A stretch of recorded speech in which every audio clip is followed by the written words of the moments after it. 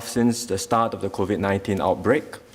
And when the pandemic first broke out, some even thought it might be all over after a year. Unfortunately, this scenario has not materialized.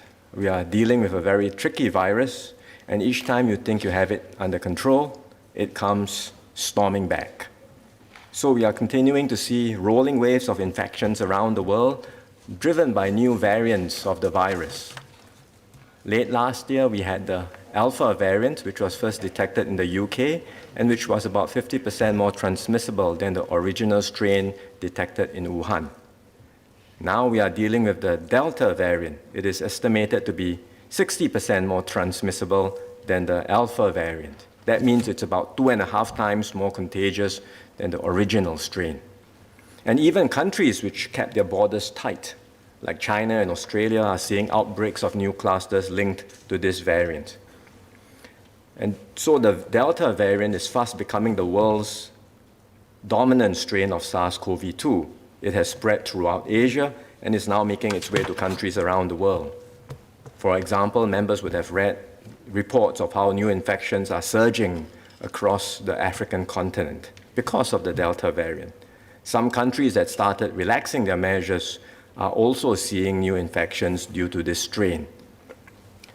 The good news is that the mRNA vaccines, be it Pfizer, BioNTech, or Moderna, offer excellent protection against severe illness, even with the Delta variant. But in places where vaccination rates are not high enough, especially amongst the elderly population, the increase in infections may unfortunately lead to higher hospitalizations, ICU admissions, and eventually fatalities. The world is unlikely to reach a point where enough people are immune to stop the virus spread before the emergence of new variants. Delta may not be the worst variant of this virus. I shudder to think what the Omega variant would look like. We must be prepared to see new strains that are more transmissible, vaccine resistant, and even able to evade current diagnostic tests. For Singapore, we can take heart that we are in a much better position to deal with the pandemic now than at the start. We have more robust public health defenses, including testing and contact tracing capabilities, which have enabled us to quickly detect and contain the spread of new clusters. We have procured enough mRNA vaccines as part of our national program and are now able to offer these vaccines to all eligible persons in Singapore. And to deal with the latest round of outbreaks, we decided there was no need to go into an economy-wide circuit breaker like what we had done last year. Instead, we adopted more targeted measures, calibrated based on the severity of the outbreaks. So in early May to mid-May, when we saw the emergence of new clusters, most notably at Tan Tock Seng Hospital and Changi Airport, and a sustained increase in unlinked community cases, we moved into phase 2 heightened alert on 16 May. To protect Singaporeans and to control the spread of the virus. We introduced measures aimed at reducing transmission risk in indoor settings where people do not have their mask on and where there is a higher chance of large clusters forming. This included F&B dining in, gyms and fitness centers, as well as live arts and cultural performances. And these additional measures have worked in curbing the spread of the virus while allowing most parts of the economy to continue operating. And that's why we started to ease the restrictions from 14th of June when we moved from phase 2 to phase 3 heightened alert.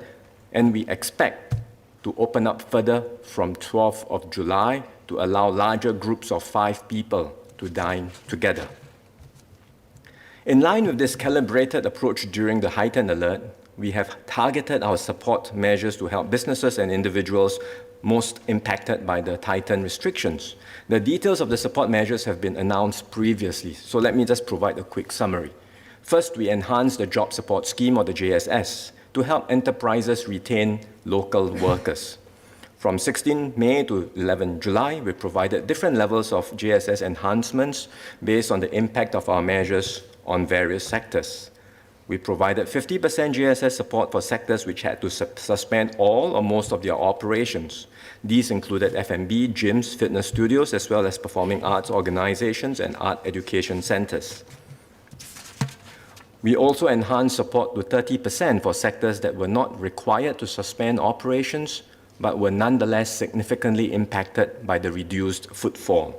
These included the retail sector, cinemas, museums, art galleries, historical sites, indoor playgrounds, and other family entertainment centers. And to ease businesses back towards reopening, we will taper JSS support to 10% for 2 weeks from 12th of July. Second, we helped businesses with their cash flow by providing relief for rental costs. We provided 2 months of rental waiver for hawkers and government-owned enterprises, government-owned premises.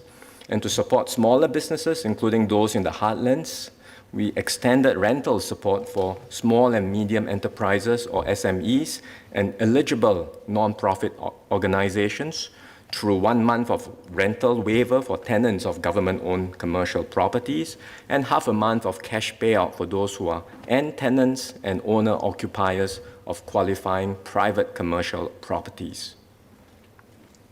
Third, we helped individuals impacted by the safe management measures. We supported taxi and private hire car drivers through the COVID-19 Driver Relief Fund.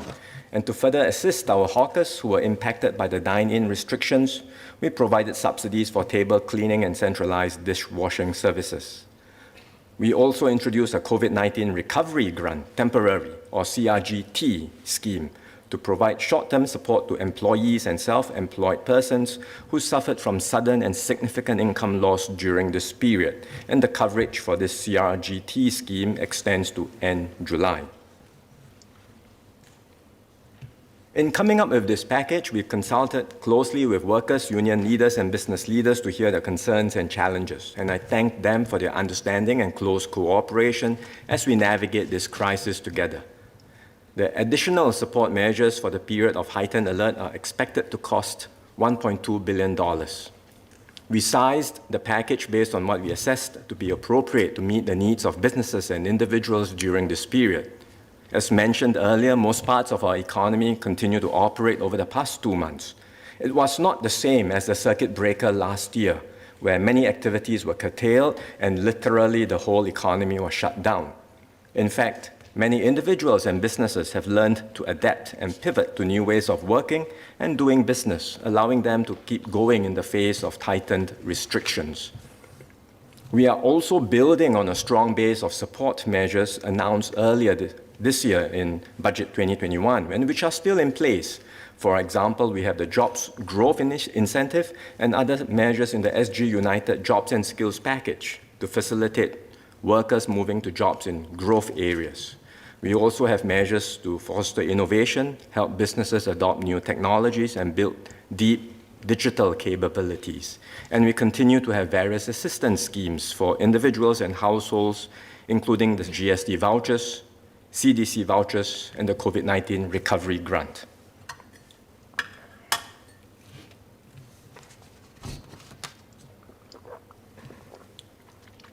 Mr. Speaker, under these circumstances, I do not believe there is a need to draw on our past reserves. Drawing on past reserves is a major move. We do so only in exceptional circumstances. That was the case last year. Our economy shrank by 5.4%, the largest fall since independence. Our resident unemployment rate rose to nearly 5%. At the start of this financial year, because we were starting out on a new term, we had to draw on past reserves again to finance the continuing COVID-related measures in the budget. We are not in the same situation this time. Our economy is recovering. Our employment situation is steadily improving. On the COVID-19 front, we have improved testing and tracing capabilities, and we can now control the infection with more targeted restrictions. We have also made good progress in vaccination. Almost 40% of our population has been fully vaccinated, and we are going as fast as we can with nearly 80,000 doses being administered every day. Let me be clear, we will not hesitate to use the full measure of our fiscal firepower to protect the lives and livelihoods of Singaporeans. But we also need to be careful about the state of our public finances and ensure they are sustainable for the future. In many countries, COVID-19 has led to massive increases in debt levels, which have not been seen since the end of the Second World War. Not many people are paying attention to how all of this debt will be serviced. They may look affordable now, but will not be so once interest rates increase to more normal levels. The day of reckoning will come, and the burden will surely fall on the young and future generations. We are one of the very few exceptions to this trend of rising public debt around the world. We are very fortunate to be where we are today, thanks to the foresight and the fiscal prudence of our forefathers. When the Reserves Protection Framework was introduced in 1991, no one could have foreseen that a pandemic of this magnitude would hit us one day. But it is precisely this discipline of setting aside resources for rainy days that has put us in a strong fiscal position to respond decisively to this current crisis. We already expect to draw up to $53.7 billion from our past reserves. It's an amount which we are not likely to be able to put back anytime soon, if at all. Our expenditure in FY 2020 was the highest ever in the history of our country, and this unprecedented fiscal response has also led to the largest budget deficit in Singapore's history. Now that things are better, we should refrain from drawing further on past reserves. Instead, we will fund the support measures using resources that were approved in this year's budget. That is the responsible way to manage our finances. So we are not asking for new monies in this bill, but are seeking a reallocation of monies to fund the support package. Let me explain what this entails. About $0.6 billion out of the $1.2 billion will come from the capitalization of development expenditure under the Significant Infrastructure Government Loan Act, or SINGA in short. There are two projects that meet the criteria for financing under SINGA, the Deep Tunnel Sewage System and the North-South Corridor. We had set aside funds for these two projects in Budget 2021 before SINGA was passed. So with SINGA, we will borrow for these projects and capitalize the development from the fourth quarter of this year. So the amount that was originally budgeted to finance these two projects can now be reallocated to fund the support package. This is a one-off adjustment because SINGA was passed after we started the financial year. Going forward, the amounts that will be capitalized under SINGA will be incorporated as part of future annual budget estimates, and so we will not have such reallocation space in future. The remaining $0.6 billion will be reallocated from underutilization of development expenditure, mainly due to delays in projects arising from COVID-19. It doesn't mean we are canceling the project, we still want to do the projects. And we will have to catch up on our development schedules as the situation stabilizes. So the delayed expenditure will still need to be incurred in future financial years. But in the meantime, there is some fiscal space for reallocation. And that's why I'm introducing this supplementary supply bill to effect the total reallocation of $1.2 billion to fund the support package. Mr. Speaker, the way we have gone about providing support this round, as well as our ongoing support schemes over the years, reflect our fiscal approach in supporting Singaporeans and businesses in Singapore. Even before the crisis, we have been very careful to ensure a fair tax regime for everyone. Our overall income tax revenue, both corporate and personal, as a percentage of GDP is low, at only around 6%, about half of the OECD average of 12%. For individuals, we layer on a progressive system of transfers that provides more help for those in greater need. And as we have shared in this House before, the bottom 20% of households by income, for example, receive around $4 of benefits for every dollar of tax they contribute. We also have a competitive tax regime for companies, particularly our small and medium enterprises, as they are the backbone of our economy. While there is a global movement to change corporate tax rules, which we discussed at length just now, these changes are only applicable to a select group of global companies and not to smaller enterprises. So our SMEs in Singapore can continue to enjoy low taxes. And let me share some numbers. Our SMEs, or those with turnover of up to $100 million, they comprise more than 95% of active companies in Singapore, 95%. But they contribute less than a third of our corporate income tax revenue, 95% versus one-third. In fact, more than 50% of such companies do not pay any corporate tax at all. Besides taxes, we recognize that SMEs are concerned with business costs like rental, labor, and utilities. We do not directly offset such costs in normal times, but instead provide a wide range of schemes to help them improve productivity and build new capabilities. So from 2015 to 2019, before COVID-19, about 70% of government grant disbursements went to SMEs.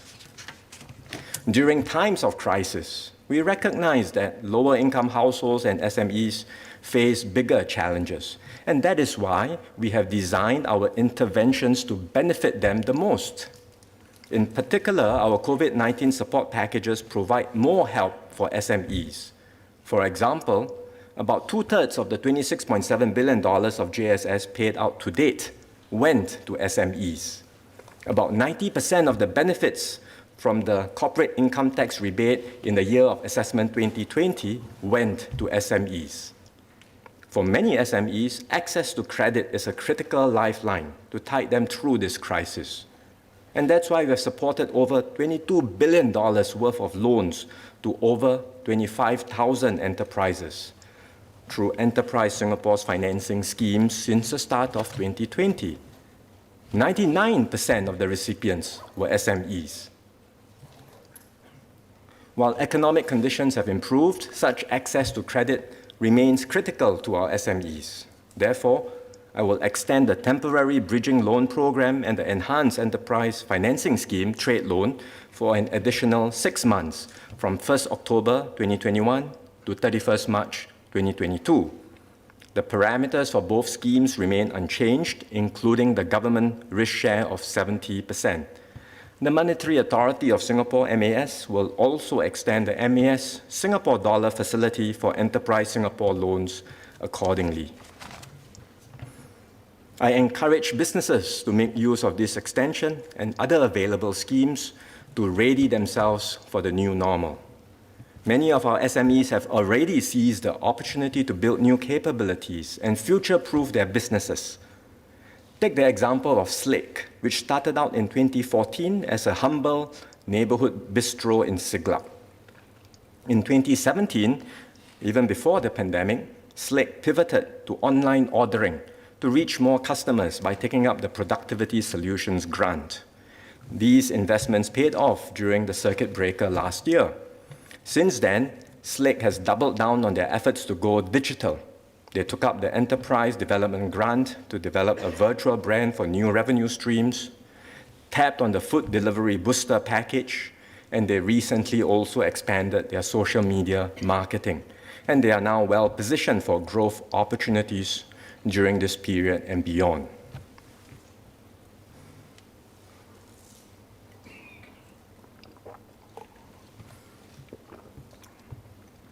Mr. Speaker, with your permission, let me say a few words in Mandarin.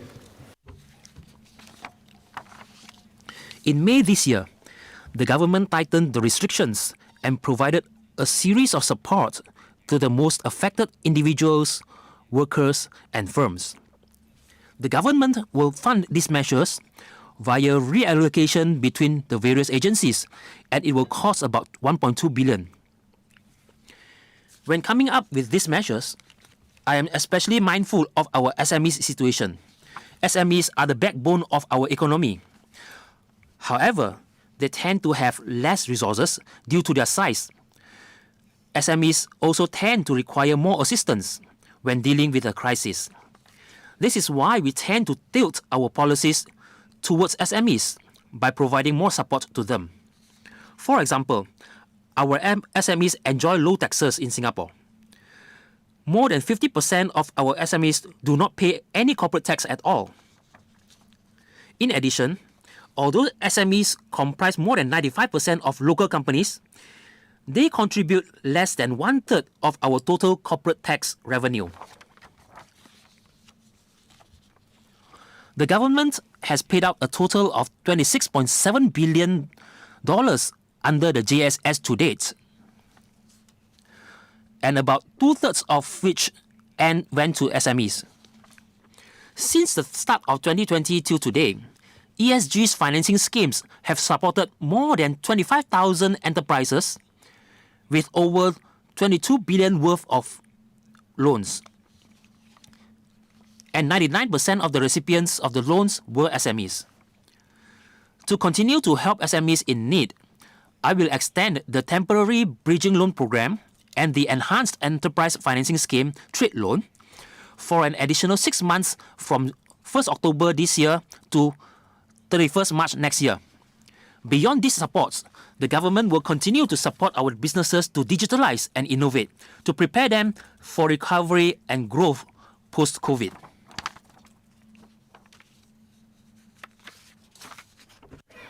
Mr. Speaker, looking ahead, the global economic outlook continues to be highly uncertain as it depends critically on the path of the pandemic.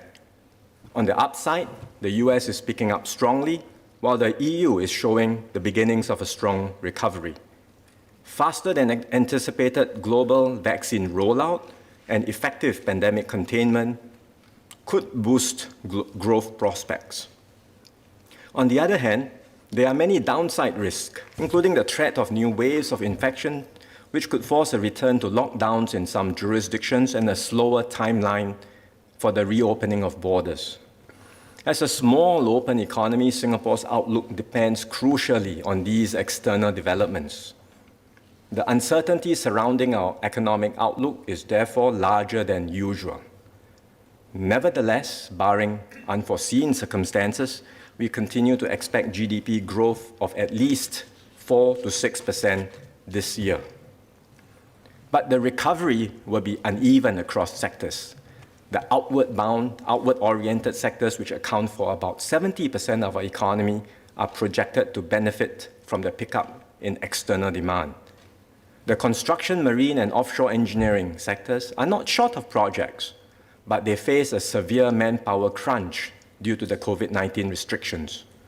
We have provided foreign worker levy rebates to cushion the impact and other support measures to help these companies adapt and resume work safely. But these cannot make up for the shortfall of workers. So as we reopen our borders and allow more workers to come in, we expect the outlook for these industries to improve. Likewise, domestic consumer-facing sectors like retail and F&B can expect to recover as we progressively ease our restrictions and allow larger groups to gather. But the recovery will be more gradual in some of the hard-hit sectors like aviation and the tourism-related industries, because it will take a longer time for international air travel volumes to return to pre-COVID levels. So there might be some consolidation in these industries, and we will do our part.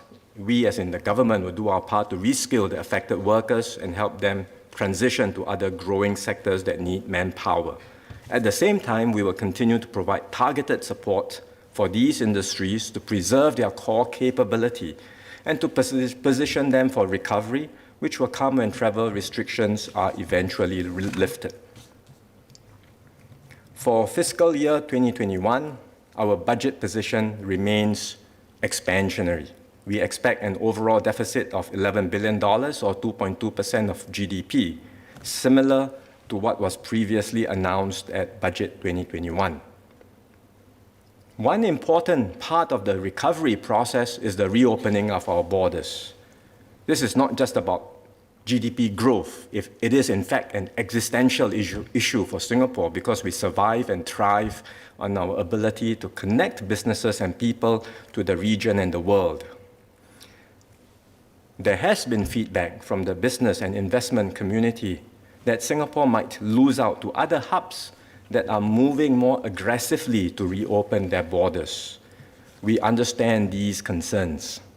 But we are also very mindful that if we were to reopen prematurely before we reach high enough vaccination levels, we could end up with another wave of infections and worse, a surge in hospitalization and ICU cases. So our priority is to speed up vaccinations, and we have the ability to reach a very high level of vaccination coverage over the next 1 or 2 months. This will enable us to progressively reopen and reconnect with the world. We are already discussing with other jurisdictions that have effectively controlled the infection to work out travel corridors with them for vaccinated persons to travel more freely, either without the need for stay-home notice or with a reduced SHN duration. And while we will not be able to prevent occasional imported infections, a high vaccination rate and our public health defenses will prevent major outbreaks. Beyond the immediate term, we are investing in new capabilities and building ourselves up strongly for the future. We are accelerating our automation and digitalization efforts to help our businesses, especially SMEs, improve their productivity and transcend the limitations of our size and geography. We are intensifying our efforts in Skills Future to equip our local workforce with deep skills and to power our next bound of growth with a strong Singaporean core. We are creating new investments and jobs in the green economy and strengthening our position as a regional center for green finance. We are investing in R&D to be at the forefront of new technological revolutions and to spur more innovative startups and enterprises. Through all of these efforts, we will emerge from this crisis as a smarter and greener economy and a more innovative and inclusive nation. The foundations for all these have been laid in previous budgets under DPM Heng. We also convened the Emerging Stronger Task Force, co-chaired by Minister Desmond Lee and Group CEO of PSA International, Mr. Tan Chong Meng, which has set out many useful recommendations to better position Singapore for future growth. We will double down on these efforts and develop new initiatives over the coming months to accelerate our progress. To achieve these goals, we will need strong partnerships across the community, private and public sectors. Our experience throughout this pandemic has shown that we are stronger and more effective when we are united and when we work together. And in this regard, I'm glad that the Emerging Stronger Task Force has prototyped the Alliances for Action, where groups of private and public stakeholders come together to identify opportunities and create new solutions. We will build on this prototype and scale up more of such private-public collaborations.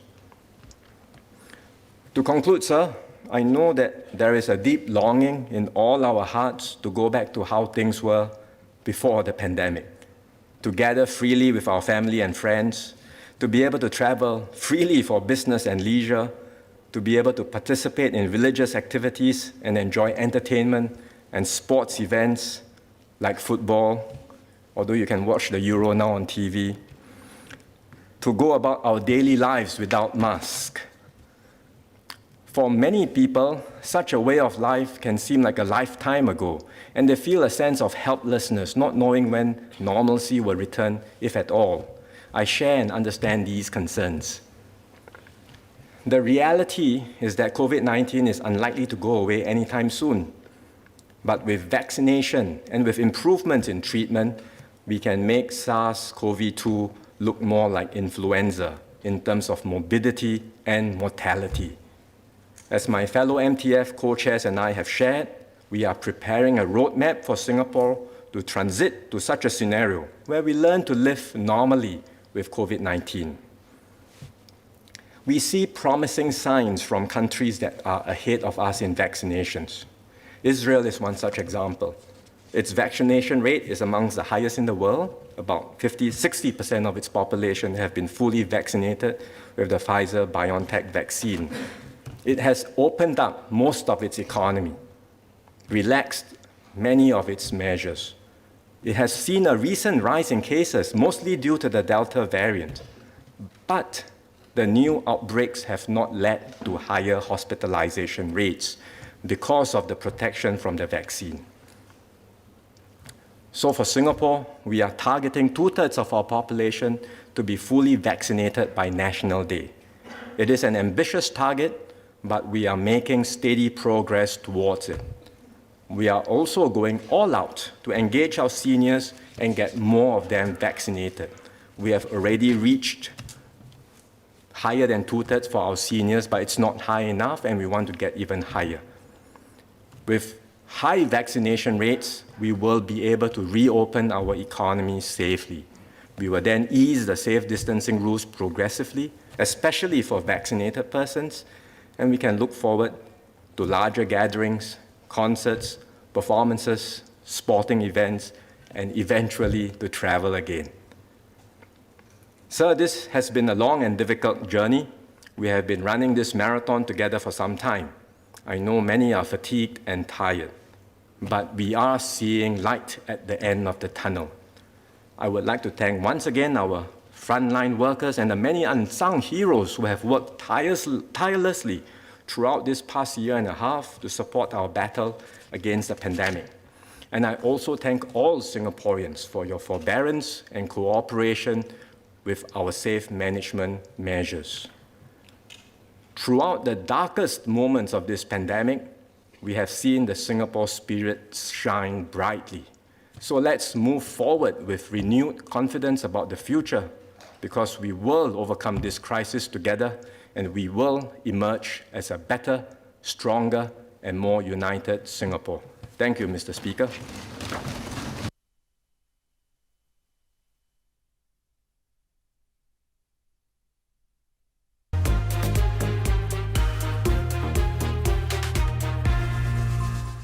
Pursuant to Standing Order number 44, I beg to move that the ministerial statement made